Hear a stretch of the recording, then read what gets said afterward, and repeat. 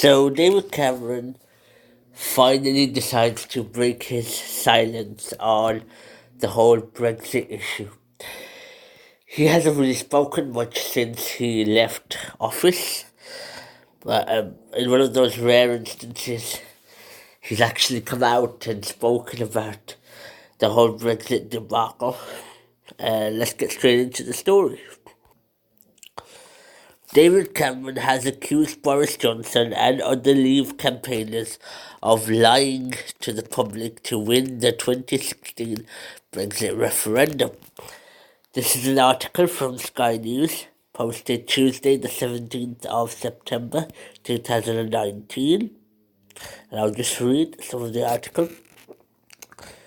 The Conservative former Prime Minister, aged 52, was responsible for calling the 2016 referendum that saw just over a half of voters back the UK's exit from the European Union.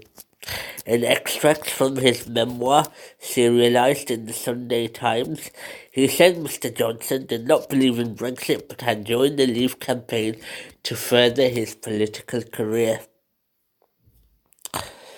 He criticised Mr Johnson's infamous Vote Leave campaign bus, which had claimed that Brexit would mean an extra £350 million pounds a week for the National Health Service.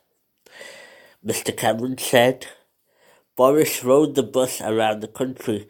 He left the truth at home. The now Prime Minister, Boris Johnson, wanted to become the darling of the party and didn't want to risk allowing someone else with a high profile, such as Michael Gove in particular, to win that crown, according to David Cameron.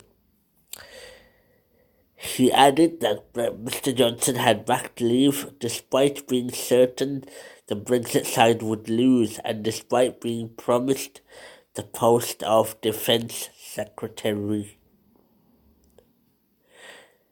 He said this because his concerns about sovereignty were secondary to another concern for Boris: what was the best outcome for him? Mr Cameron has said his own Eton schoolmate had also privately claimed that there could be a fresh negotiation followed by a second referendum. Mr Johnson is now opposed to another vote on Brexit. The conclusion I am left with is that he risked an outcome he didn't believe in because it would help his political career, Mr Cameron said. The former Prime Minister also criticised Michael Gove, describing him as a foam-flecked Farageist. He said Mr Gove, who was once a close friend, had backed something he perhaps believed in, but in the process had broken with his friends while taking up positions that were completely against his political identity. Mr Cameron added, one quality shown through: disloyalty to me and later disloyalty to Boris. He blamed Michael Gove for the devaluing of experts, saying his claim that the public were tired of experts had made him an ambassador for the truth-twisting age of populism. Mr Johnson's advisor, Dominic Cummings, also comes in for criticism, with Mr Cameron describing the Leave campaign chief and former UKIP leader Nigel Farage as being part of a cauldron of toxicity, yes, and having something of the night about them. So that's the end of that article. It's getting worse for Boris Johnson by the day, it seems, because now the former Prime Minister, who was once his best friend, is now saying that this whole campaign was a joke, a lie, it was done for political career reasons, and Boris Johnson was terrible to back Leave, even though secretly he may have wanted Remain to win. This is proof that the Conservative Party is falling into chaos, is falling in on itself. This is the proof. When a former Prime Minister comes out and says this, that's when you know that you're in trouble as a political party. We just need to wait for Theresa May to have her say. Although I don't think she'll be coming into the spotlight anytime soon because of the humiliating exposure she had during her reign as Prime Minister. I think for her own safety, she'll stay under the blankets for now.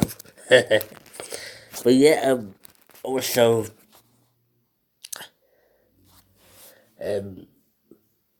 seeing, I think Boris Johnson needs to step aside. He's got no friends, it seems. Nobody to take his side anymore.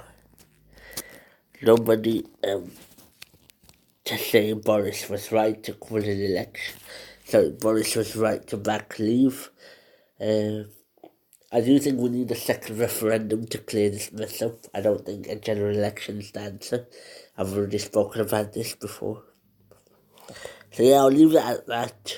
I think it's time for Boris Johnson to go. Well, let me know what you guys think.